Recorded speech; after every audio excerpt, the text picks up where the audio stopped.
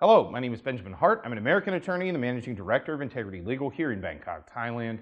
In approximately about a week's time, we're going to be looking at the APEC summit here in Thailand.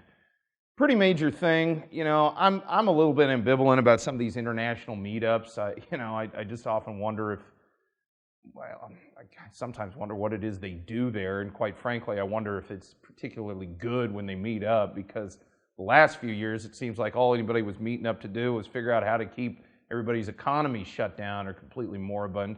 So, whatever, but one man's opinion. That said, APEC is coming. The APEC summit is happening here in Bangkok. It's a pretty big deal, and there's a lot going on with respect to that, which got me, I thought of making this video after reading a recent article in the Thai Examiner. That's thaiexaminer.com.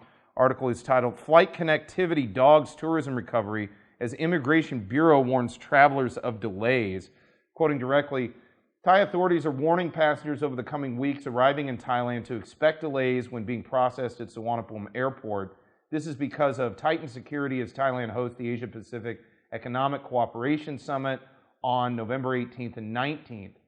It comes as the number of arrivals in the kingdom is growing, although there has been a problem attracting long-haul tourists, with 72% of visits coming from lower spenders in the short-haul market.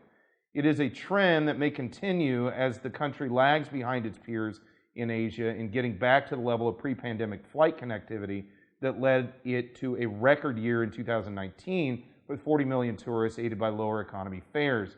The number is expected to be approximately 11 million this year, with the latest news being that Tourism Authority of Thailand has only projected 18 million visitors in 2023 as its base figure.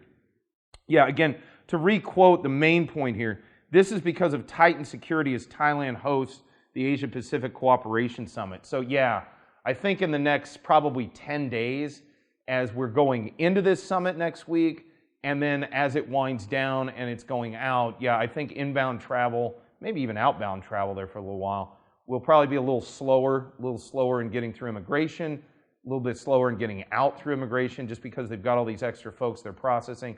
On top of it, when you have all these major world leaders come somewhere, there's all kinds of protocols internally having to do with the airport, immigration, people coming in on diplomatic documentation. That all causes kind of an extra workload on the overall system, and then that, as a result, can have sort of knock-on effects for the folks who are just wanting to come in as tourists. So now, do I think this is going to be like a massive upending of the immigration system? Not really, because they really are not at full capacity with respect to resource usage anyway. We're still, as they noted in that article, 2019, Thai immigration was handling 40 million arrivals a year.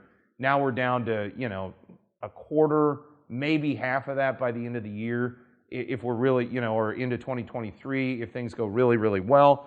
Well, I would presume that as a result of that, we're going to see an immigration system which, has the resources to handle the workload. But that said, for those who have been kind of used to a rather fast-paced, maybe brisk time coming through Thai immigration the past few months, which I've been told it's pretty darn easy.